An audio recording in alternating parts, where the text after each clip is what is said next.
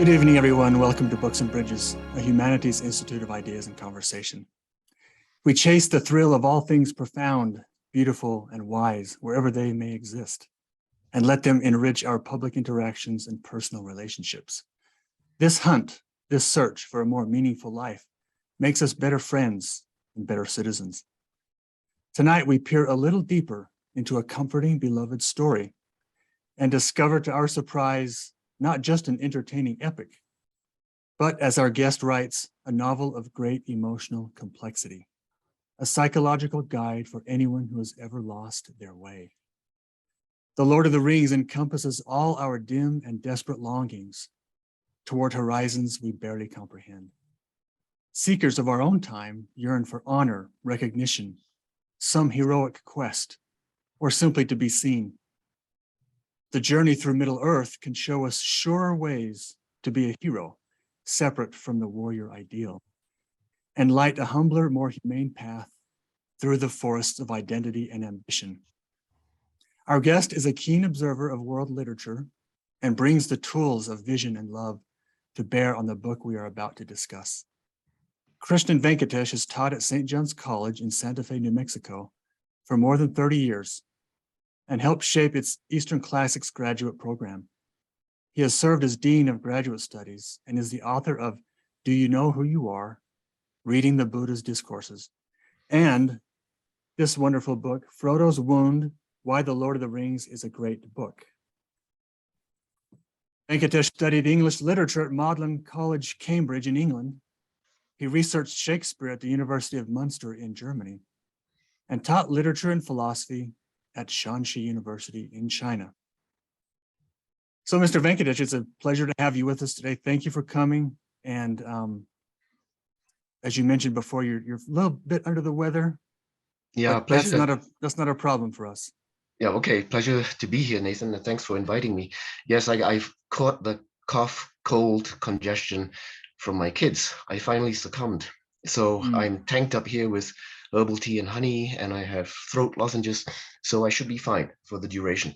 But, some point I'm going to be sniveling and coughing. So please pardon the interruption. What I need is a sprig of atlas, which Nathan promised to provide me. Well, we'll give you everything you need. Well, let's just start with a question. We want to make this conversational experience and just kind of dig into this classic work, popular, well-loved work, The Lord of the Rings, and why it is surprisingly profound and complex and deep in ways that we may not have understood. So I'm interested in the title that you chose, The Ambivalence of Heroism. Just tell us what you mean by ambivalence in this case, and tell us what you mean by heroism. Okay. What's going on here? What kind of heroism are we talking about? Those are huge questions, huge intimidating questions, but it's my own fault. So I put them out there. So I think when I say heroism in the title, what I mean is a more conventional understanding of heroism, which is, so when people go to read the ancient epics or the even movies, superhero movies, or I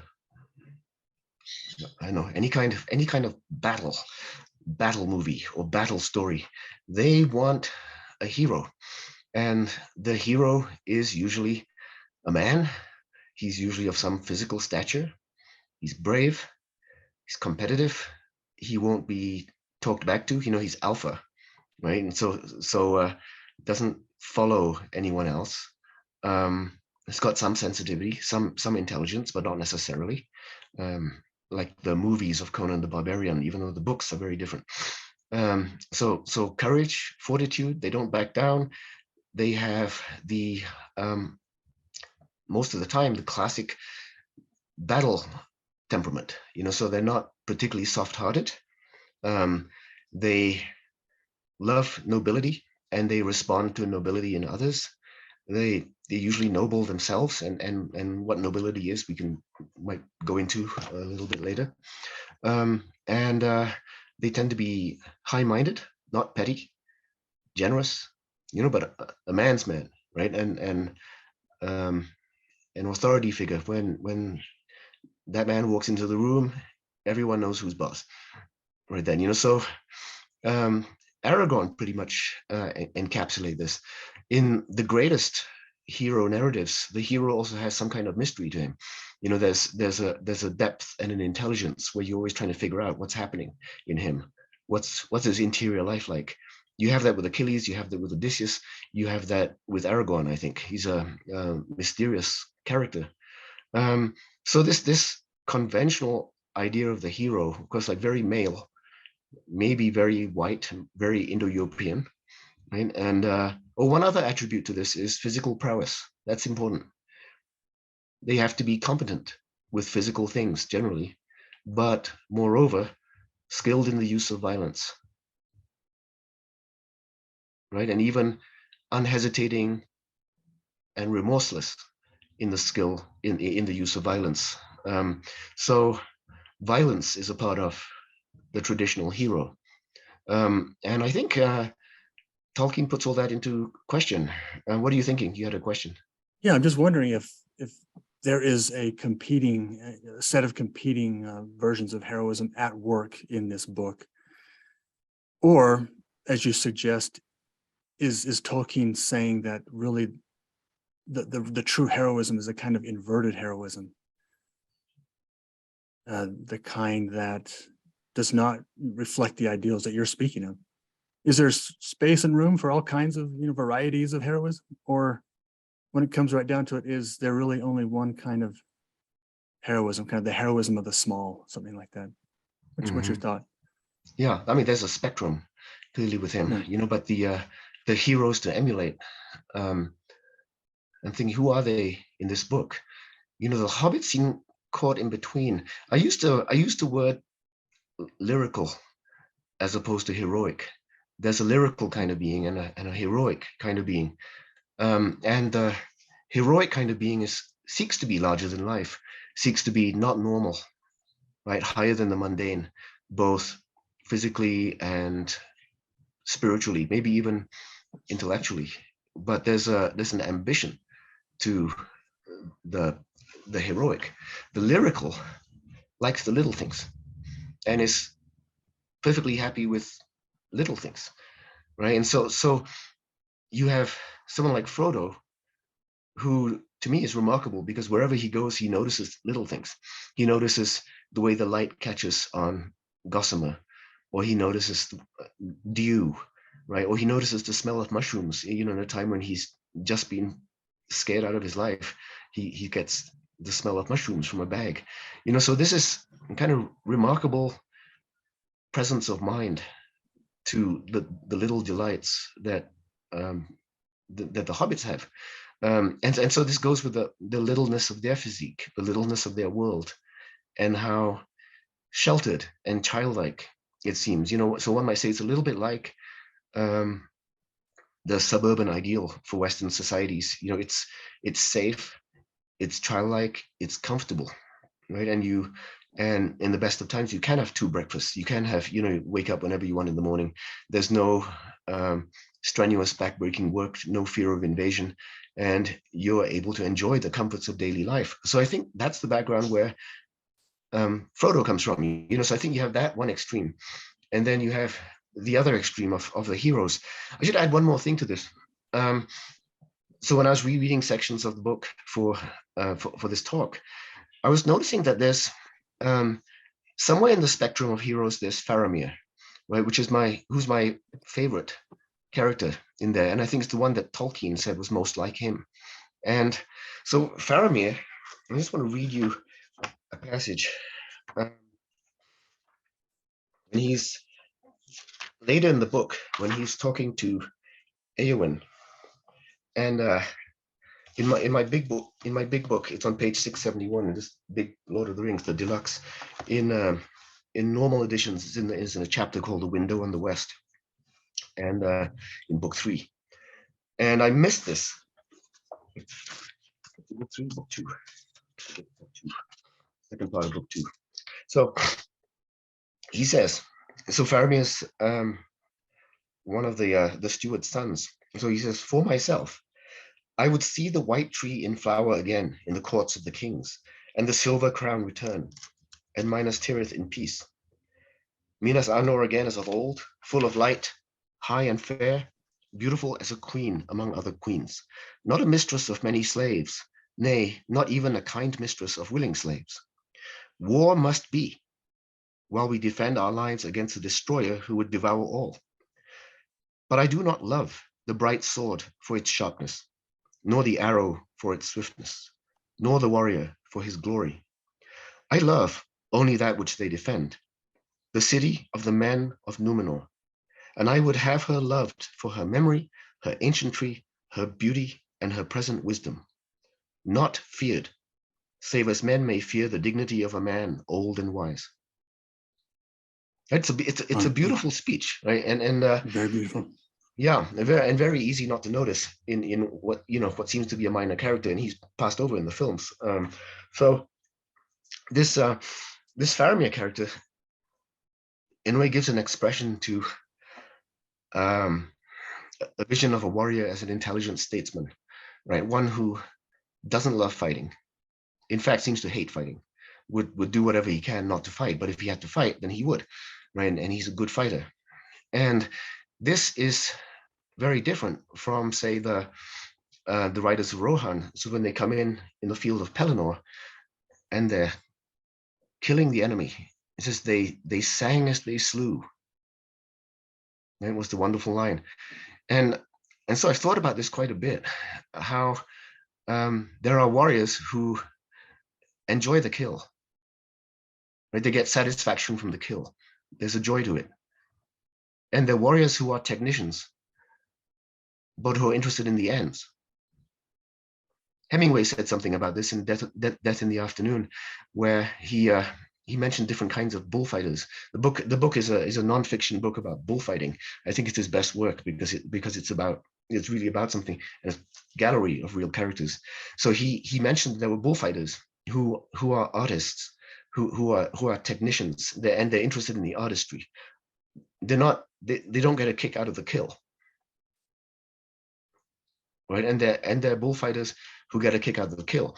And one might say that if that's what a warrior has to do, if that's the main thing a warrior has to do, actually two main things the warrior has to do is be willing to risk their lives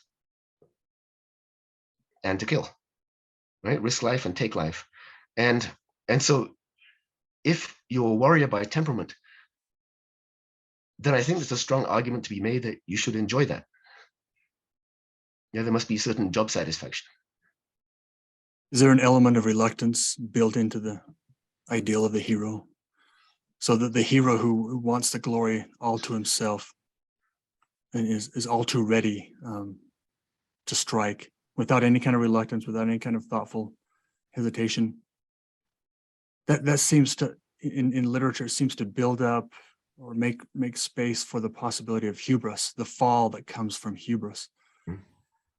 So I think that's why I bring up this possibility of reluctance. Where does reluctance play in this? Yeah, there's and I think Aragorn has this kind of reluctance. Boromir maybe not, right? But it's the very common trope that we see in movies and in popular novels is in the showdown, right? And there's got to be a showdown. The good guy can't draw first.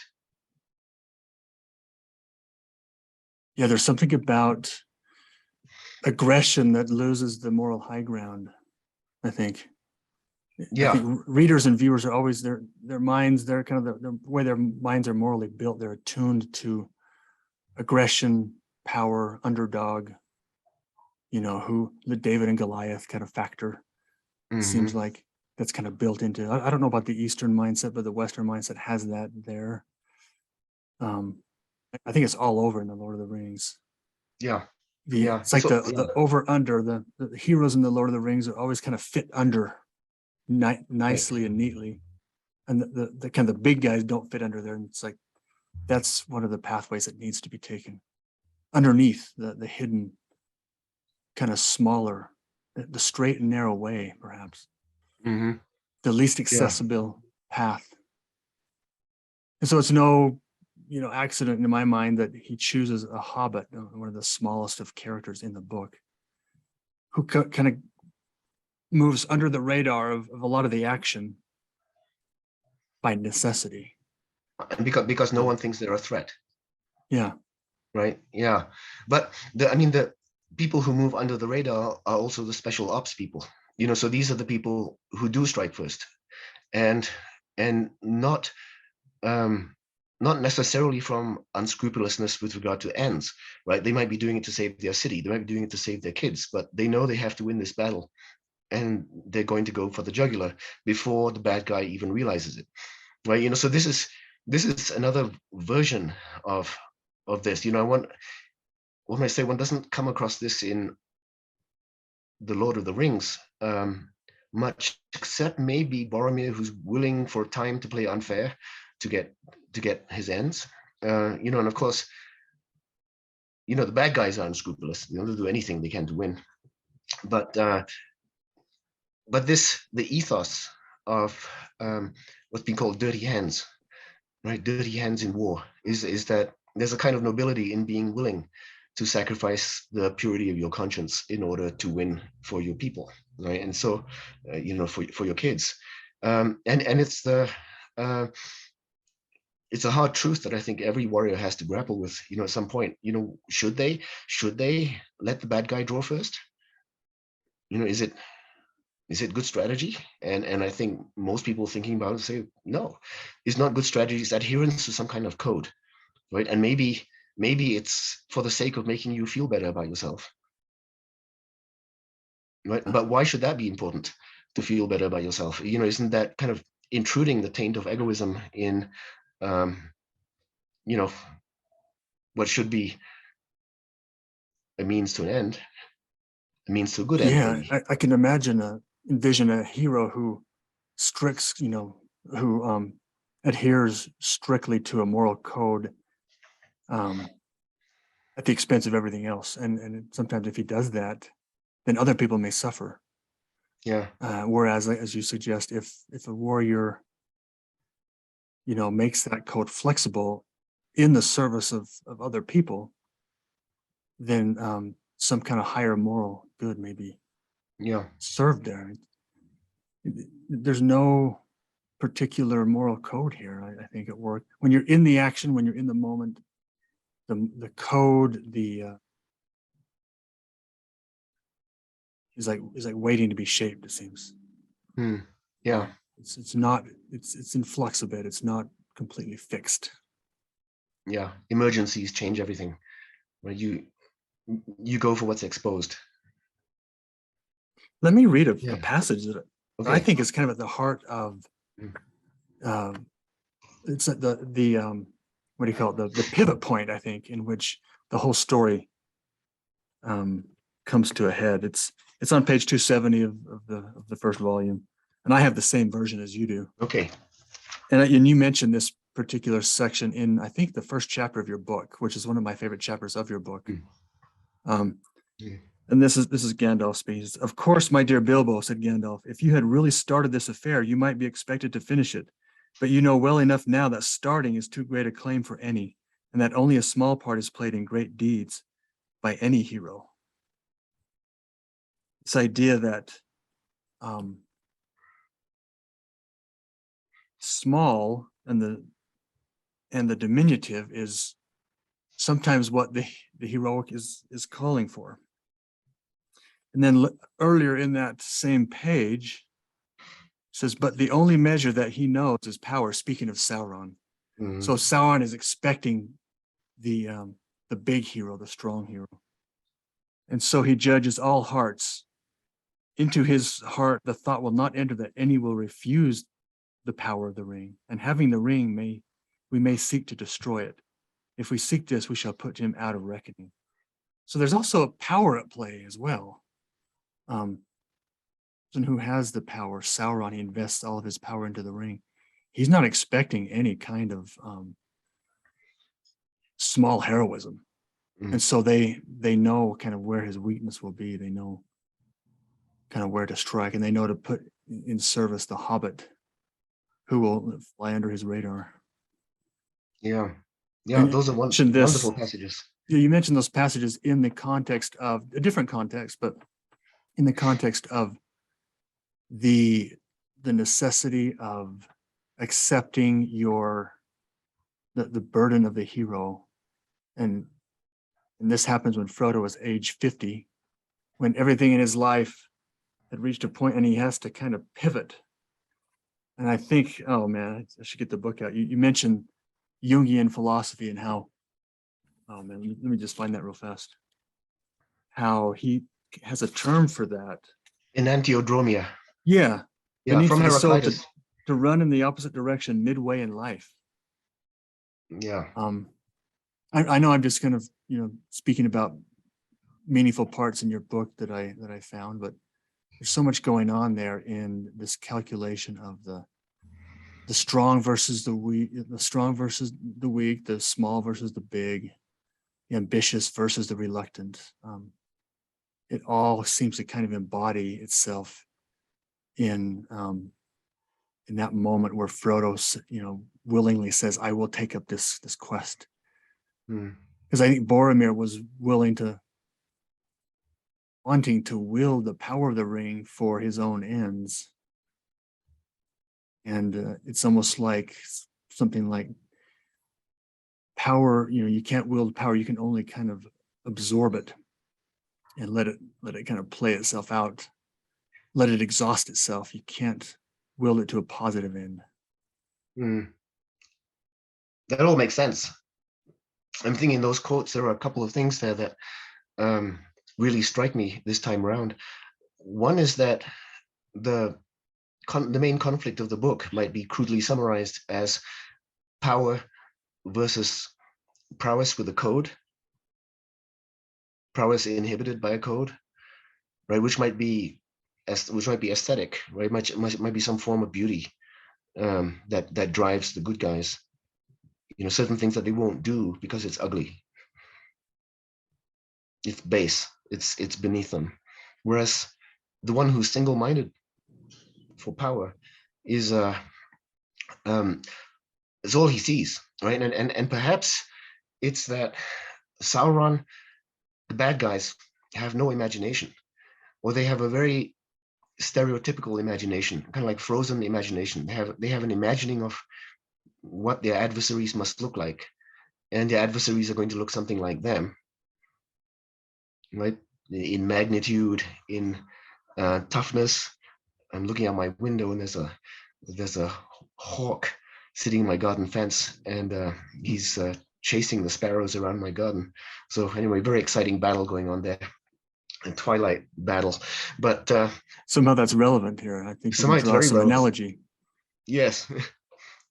Lord of the Wings. So right. So so there's something about Sauron and his collaborators that are locked in a narrowness of vision, where they can't see what's going on until too late. They can't see who might be a threat because they're very limited in what they're able to imagine.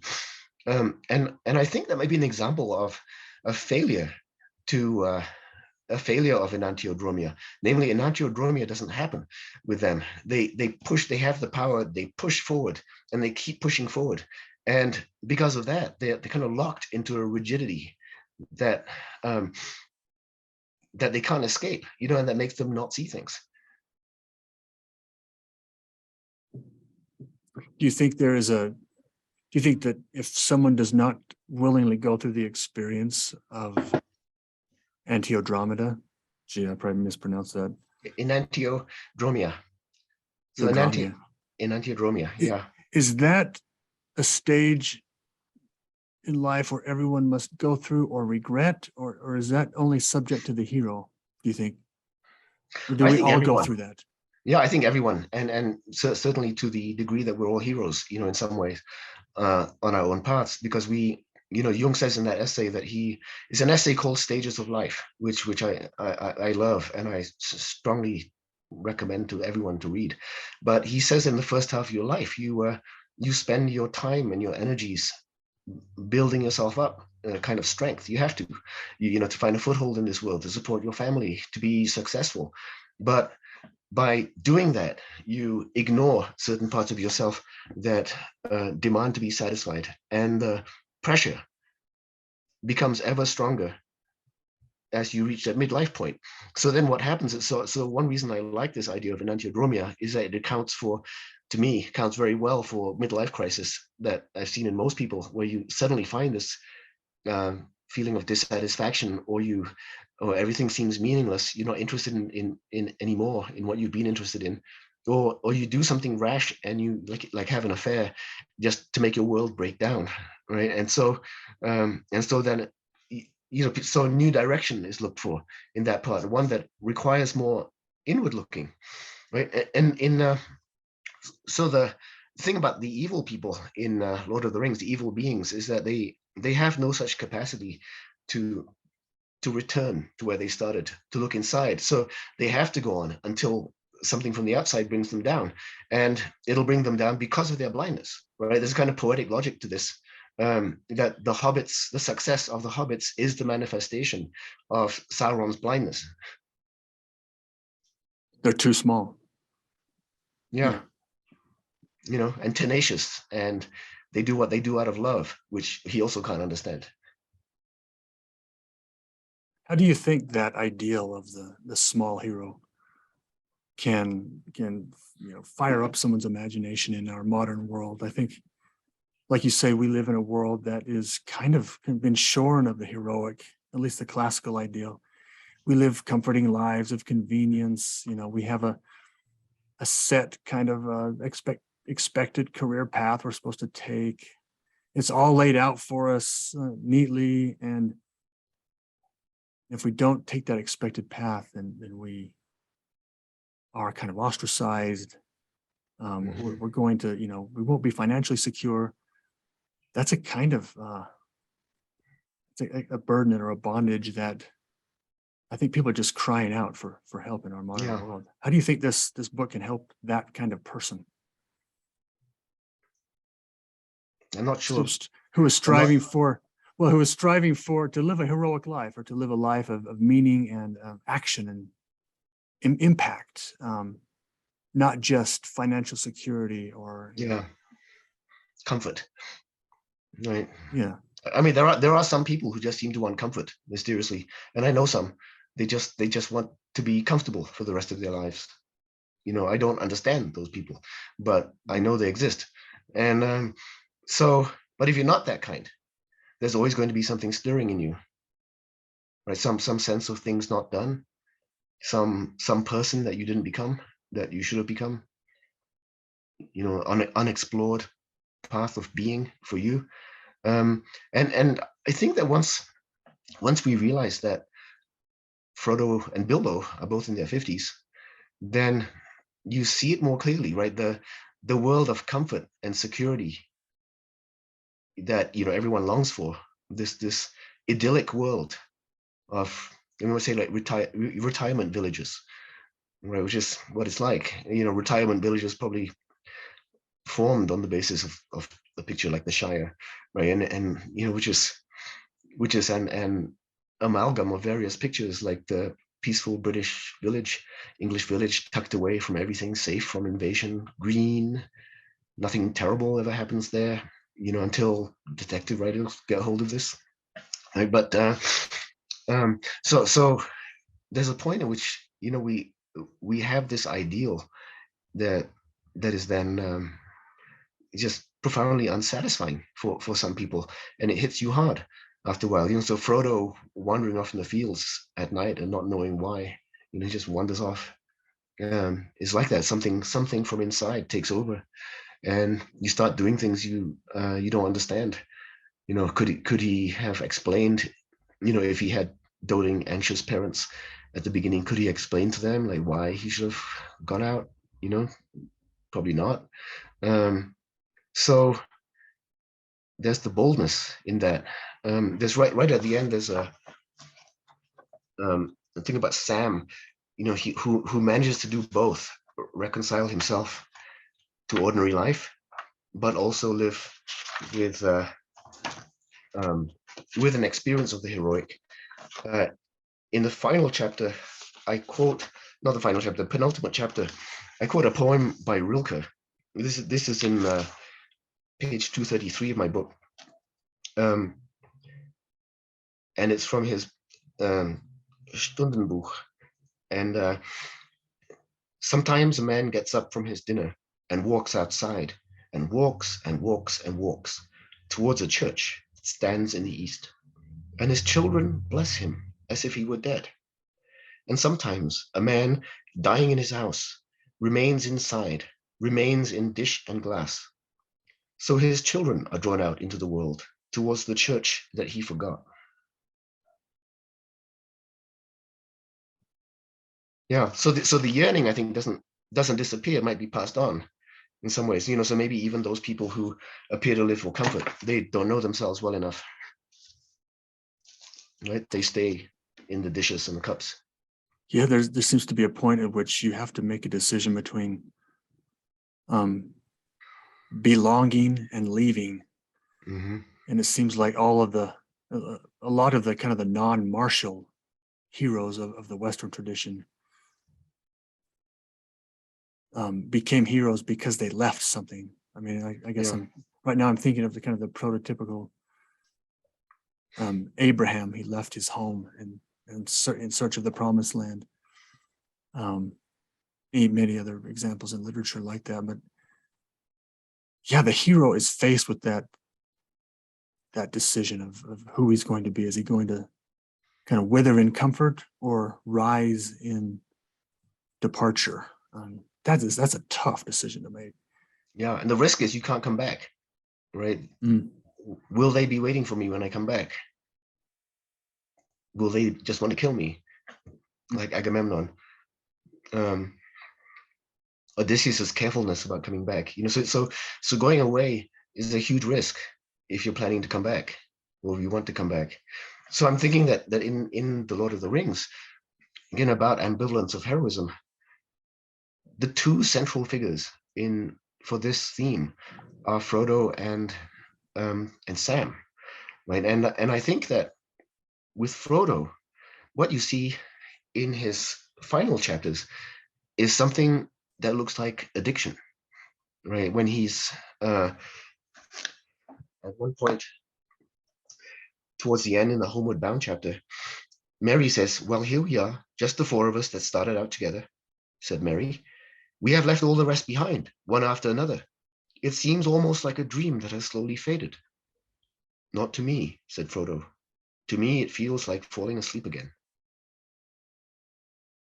Right, which to me is an immensely powerful line.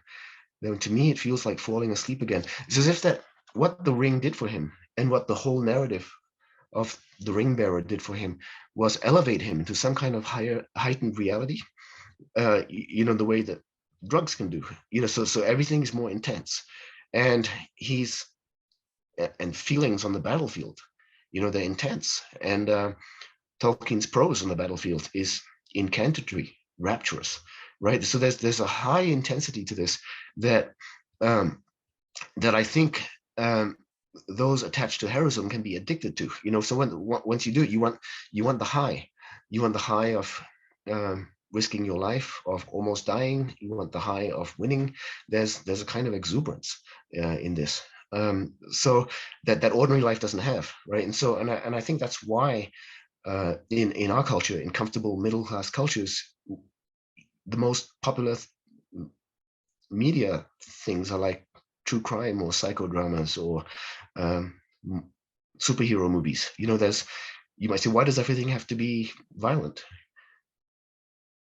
Right? And I think, well, we've had comfort. We know what that is. Let's take it to the edge here. Especially a teenager who's a teenager in a comfortable middle class life, who's wondering what they're missing, not consciously, but they instinctively gravitate to the dark or even the gruesome.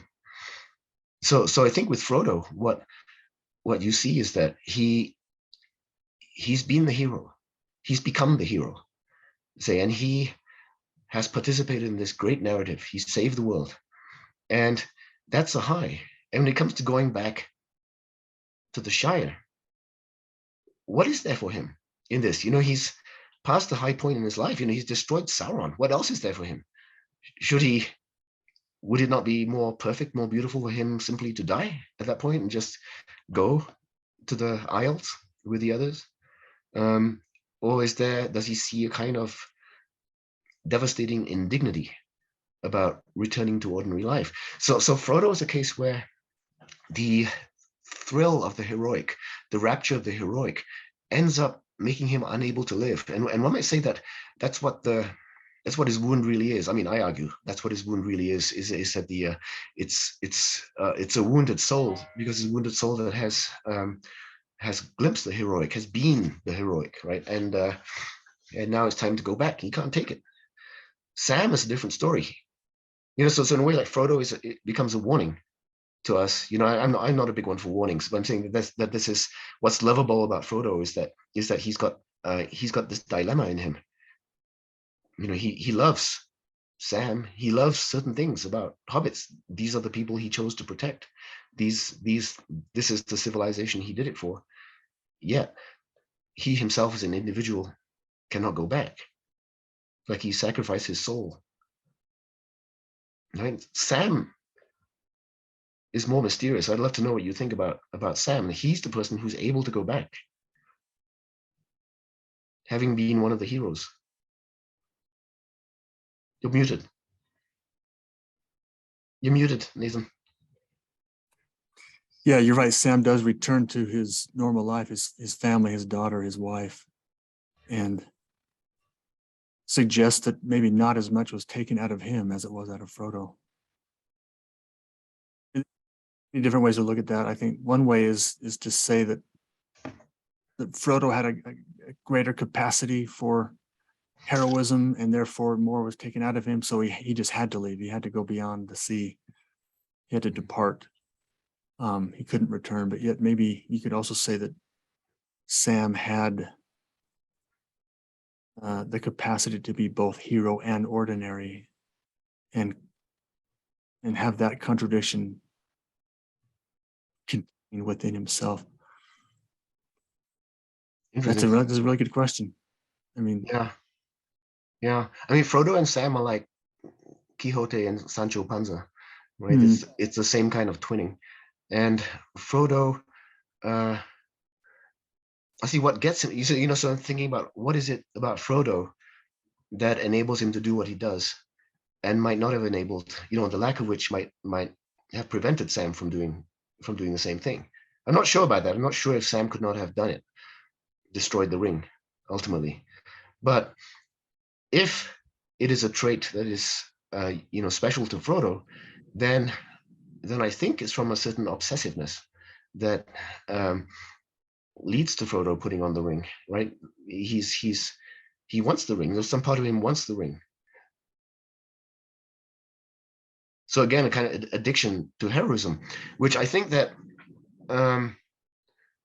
Sam is immune to. Maybe because I don't think of Sam as an addictive type, but Sam is like Sancho Panza or similar kinds of figures, in that he'll do it for loyalty, right? He'll do it out of love, but not because he's got any interest in the ring. Yeah, he's definitely the one who is serving and not the prime actor. Yeah. So to get the ring, burden of the leader right, weighed more heavily on Frodo for sure. Yeah. So to get the ring, you have to want it badly enough, because you're competing with Sauron and Gollum. You have to want the ring as much as they do, right? And so there's that impetus, kind of an inner impetus that drives Frodo that maybe Sam doesn't have. Sam is purer. So he's also not destroyed by the ring.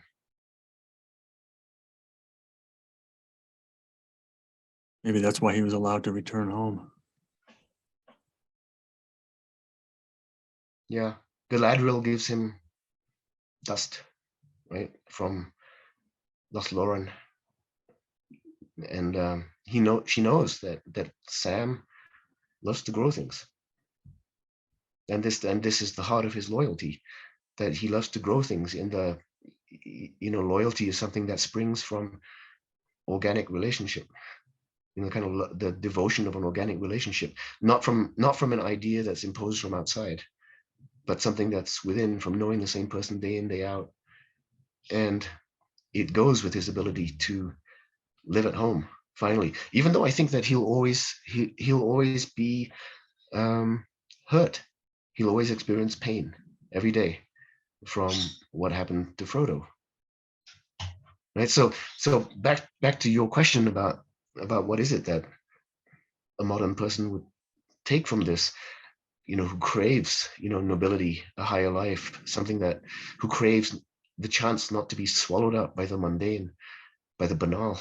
What is it that he would take from this? And I think that at the end of the book, the last 2 chapters, is that there's a peculiar pain that comes from having, in a way, 2 sides of the soul, that one that yearns for the heroic and is able to do it, one that has nobility, and the other side that wants relationship, that wants the delights of ordinary life, right? And will be torn by that.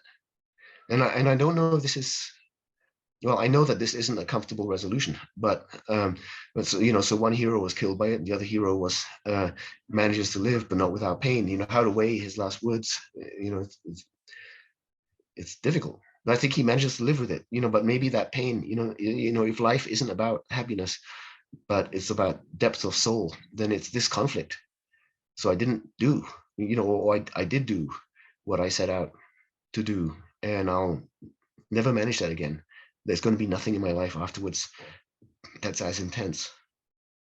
Doesn't this story show that regardless of which path we take, we will suffer? And it's just a matter of choosing your form of suffering. Yeah. Can you handle the realization that you passed up on your chance to do what you dreamed to do, or to be a hero in some way? Or on the other hand, can you live with the cost that comes with trying to be the hero, or going on a hero's quest?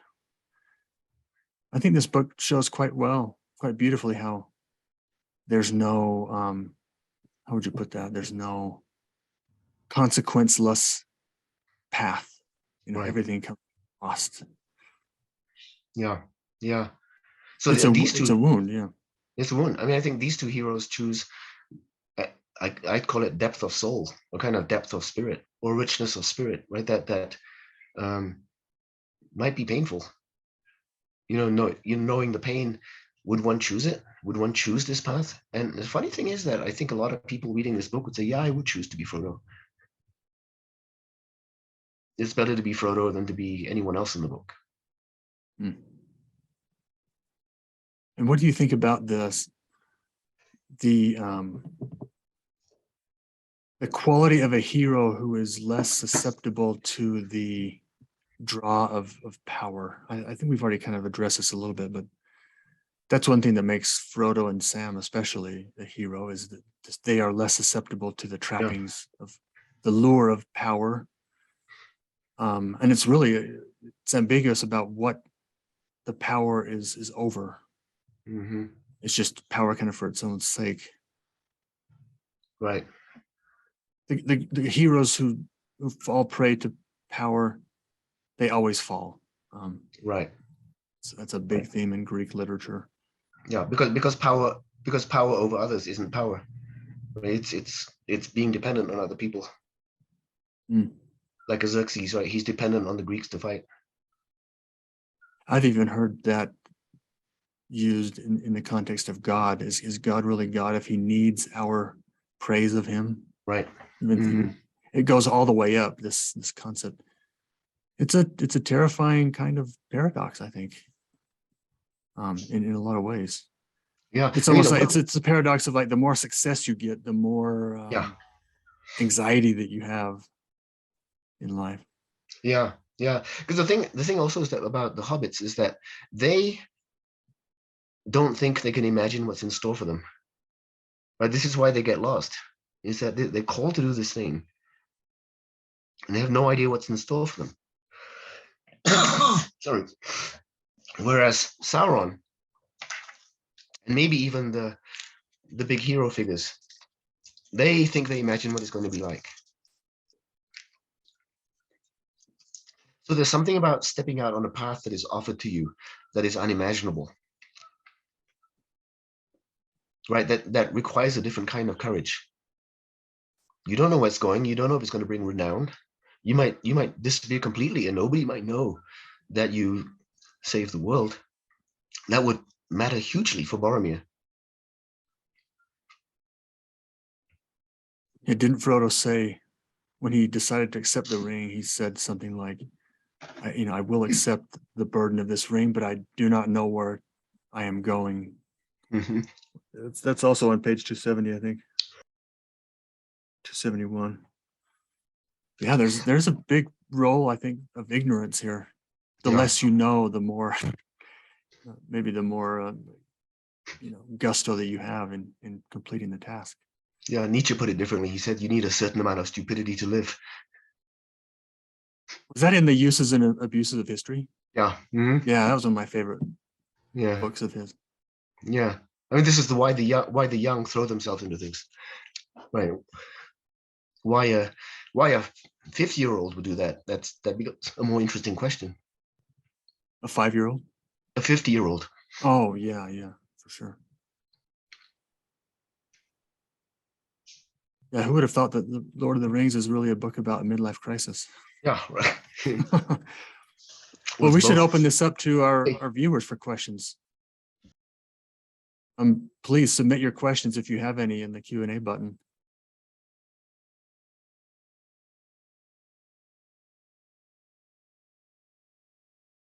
So many paradoxes at work here in this book. You mentioned several places about your love for Russian literature, especially Tolstoy and Chekhov. Tolstoy's whole life, really, especially towards the end, was this battle of like, he was unable to stay where he was, so he had to leave, and he felt like when he fled his home, 82 years old, he flees his home. It's like November, it's cold, like he had finally escaped the trappings of an empty kind of bourgeois life, and yeah, the emptiness of success, the emptiness of all that he felt like he had lived and achieved. And he leaves, he flees his home, he flees his family, his wife, and then he dies in a railway station. Something really haunting about that. And he doesn't really even know where he's going. Kind of reminds me a little bit of the Lord of the Rings. Anyway, I don't know if you thought much about that episode in his life. I had similar thoughts to you. Yeah. Well, we have a couple of questions. Let me just read them. David Joseph asks, a myth is a metaphor for a mystery beyond comprehension. By analogy, some aspect of our mysterious selves. It is not an untruth, but a way of reaching a profound truth. In your opinion, Dr. Venkatesh, what are the most profound truths in the Lord of the Rings applicable to our daily lives? Yeah. Wow. I mean, I think that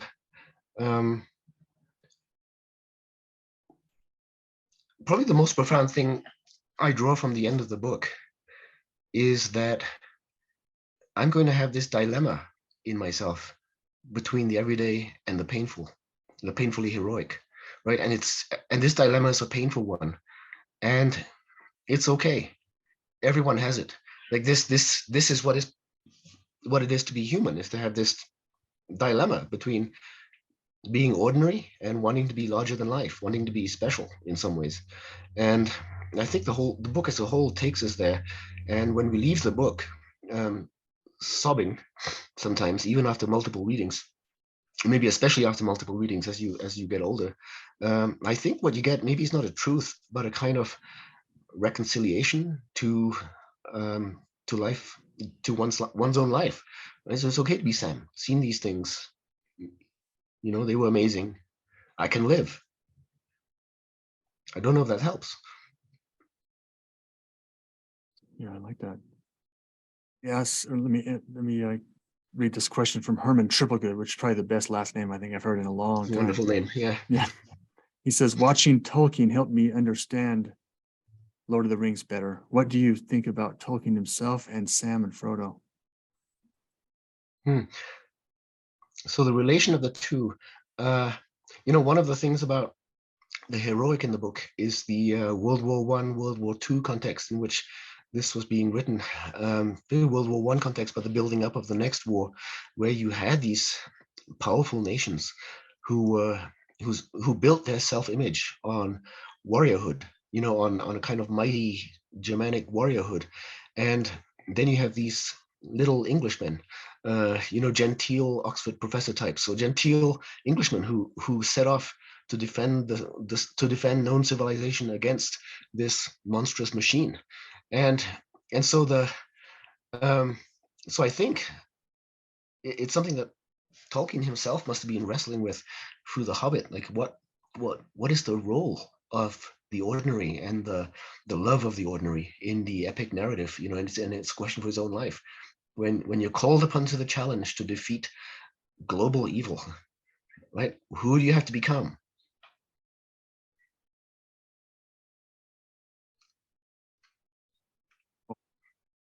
There's a question about, oh goodness, I think I accidentally passed over it, but it was about how does Clytemnestra differ from,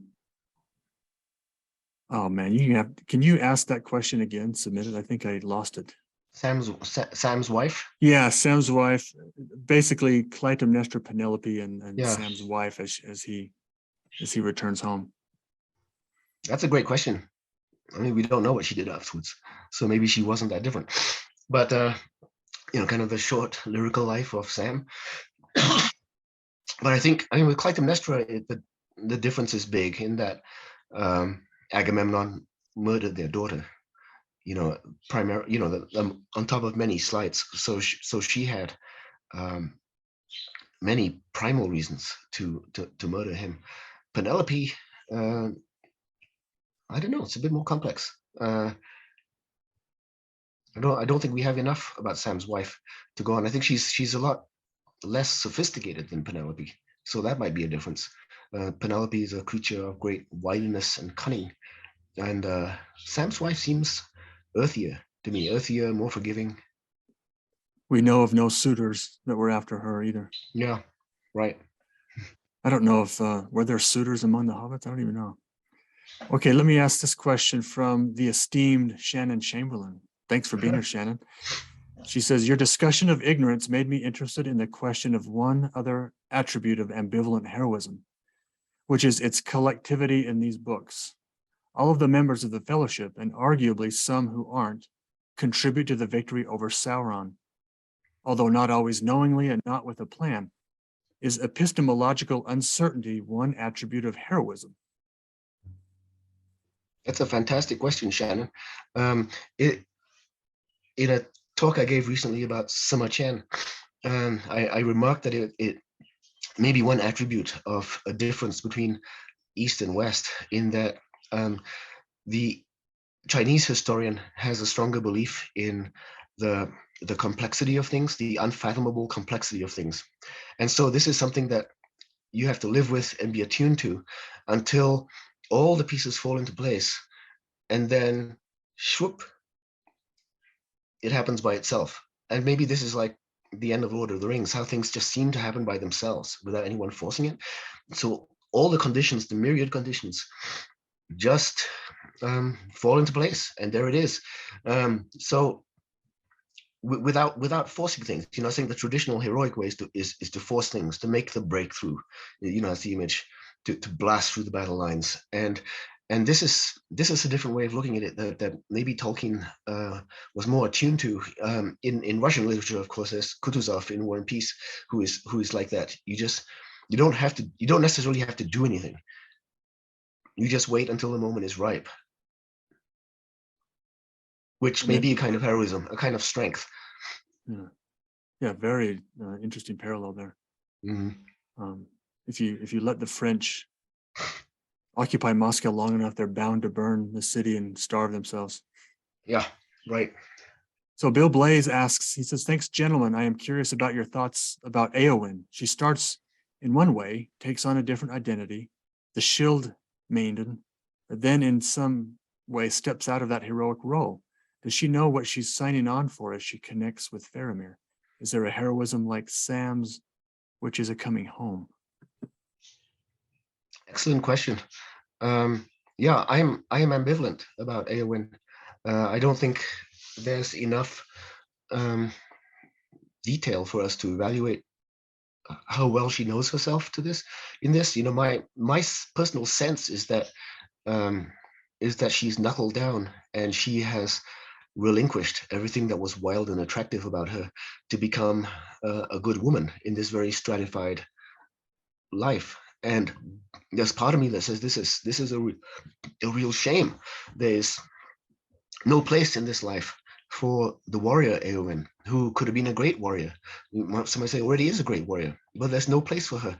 And it's her vocation. It's her lifelong aspiration. So I'm ambivalent. I'm not fully convinced that Eowyn was freed from her cage at the end. She chose a more conventional life, but yeah, I'm not convinced that she didn't, in fact, sacrifice fulfillment. There's always a cost. Mm-hmm. Now, Kimberly Serratos asks, and I think she asked this previously, she asked, what makes Clytemnestra different from Penelope and Sam's wife? It seems like she helps bring Sam home like Penelope does, but we don't know about her. So it reiterates what you had said before. Yeah. Thanks, Kimberly. Mm-hmm. Anything else about that? No, nothing I would add. Yeah. Raquel Goldman asks, hello, Mr. Venkatesh. There is a great emphasis on the bonds of friendship in The Lord of the Rings, especially as they are created through hardship and shared feats of bravery. Do you think the characteristics of the friendship between, say, Aragorn, Legolas, and Gimli, typically warriors, and that of Frodo and Sam differ because of the ways they differently embody heroism? Yeah, another great question. I think that's right.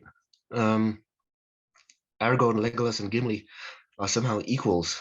They're all warrior caste, as it were, and they have a certain ethos in common. They are born and bred to weaponry and to fighting. I'm not sure they would ever understand Frodo and Sam. I don't know. The kind of things that Frodo and Sam enjoy together, or the kind of things that Merry and Pippin enjoy together, like, sitting in a patch of sunlight and enjoying beer and cheese. The delights of ordinary life. I think Aragorn and Legolas and Gimli would be too high-minded for that. In some way they're workaholics. They can't take their eyes away from their responsibilities. Legolas maybe could enjoy himself, but it's a much more, I suspect, a much more refined and high-minded enjoyment. So I don't think that after the war they could just be buddies anymore. If what it means to be a friend is to seek the other person out frequently and to hang out with them, I think that's not going to happen. They might gather in reunions, so it's a more ceremonial friendship that's based on actions and memory, and not the living friendship, or people who just enjoy time together. Any more questions? So this, do you think that there is a loss of kind of heroism today? We've talked about the flaws in muscular heroism, martial heroism, warrior heroism. But there's also a virtue to it. Do you think that we have lost something in today's modern, convenient world? Yeah, I don't know. I think they're heroes. I think it's part of the soul. But what we don't have that the world of Lord of the Rings seem to have is the ceremonial part of heroism, the love of ceremony. the beautiful funeral of Boromir, where they Legolas, Gimli, and Aragorn get together, and they conduct a complex and beautiful ceremony without having to talk to each other. Same with the crowning ceremony at the end. So they're so in tune with something higher, some higher order that leaks into the world of action by means of the ceremonial, in a way, like ennobles the world of action by means of the ceremonial, with certain symbols. I think we've lost that. Homer has that, but if somebody tries to bring it back now, it's going to be theocratic.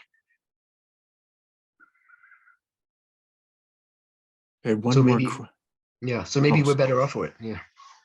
Do you associate the ritualistic and the ceremonial with the theocratic? It's a possibility. Where's it going to come from in this society, in our society? Yeah, I mean, we do have sources of ceremony are like the military, religion, graduation ceremonies, the university, right. the academy. Yes, right. There still are vestiges of those left, but yeah. So one of our viewers asks, ultimately, Gollum completes the quest, not Frodo. Should that haunt Frodo? Interesting. What do you think? Interesting question. I don't know if it haunts him or if it should haunt him. I think Frodo has taken to heart Gollum's advice early on about the little people, right? It could be, so somehow that everyone has played their part in this, and Gollum might have been the final actor in this, but his action at the end is the culmination, or is mainly constituted by all those other actions of other people before. So I think Frodo on the one hand might think that, we've all played a part in it, and in a way, Gollum just had the last word. But also, I think maybe Frodo is relieved that Gollum was the one who did it. There's something poetic about this, and and Gollum did it for love, because he loved the ring so much. So I think Frodo could see there's something appropriate about that. Frodo didn't love the ring in that way. Gollum did it for love. I like the ring of that.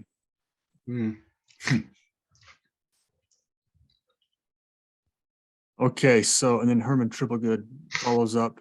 I think he's referring to where the ceremonial resides in our modern world. He says in the artistic and the poetic. Yeah. Well, let me ask, because we're coming to the end, let me just ask one last question. And if you were to summarize briefly and eloquently why you think The Lord of the Rings is not only a very good book, an entertaining book, but in fact, a great book. What is your case? As if I would know what a great book is, but I think you would know more than almost anyone else that I know. You teach the great books. Well, the more you read the greatest books, the more bottomless they become.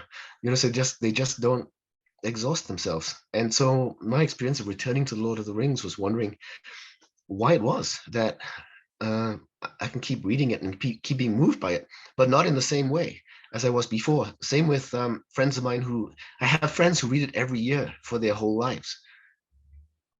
And it's amazing. What did they get out of it? Is it the same high? It says, no, it's different every year.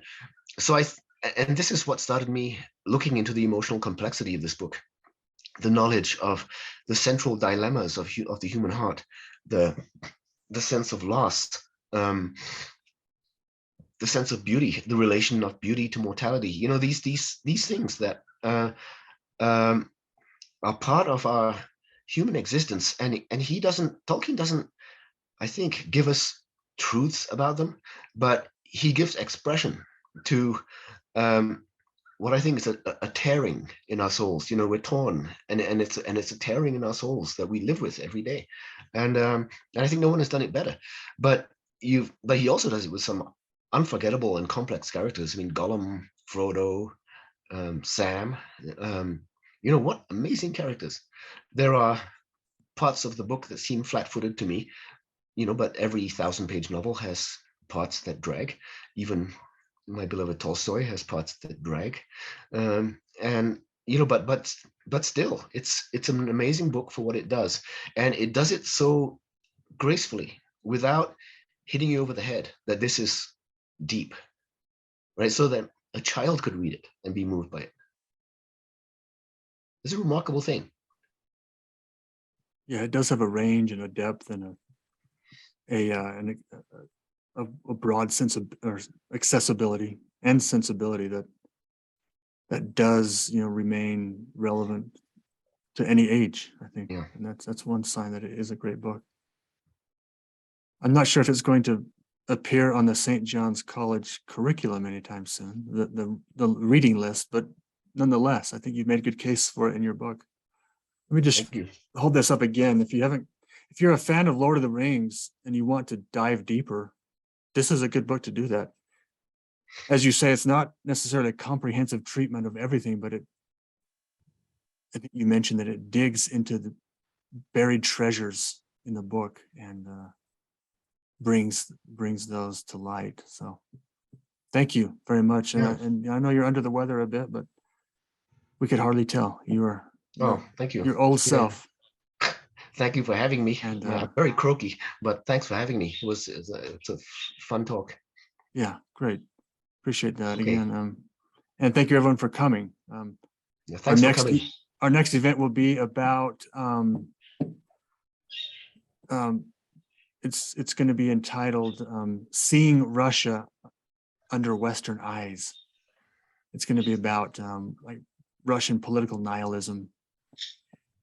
So it's going to be good. It's going to be, I think, probably September 21st. So we'll send out the invite later. But anyways, thank you again for coming, and we'll see you all next time. Thank you. Bye. Okay, bye.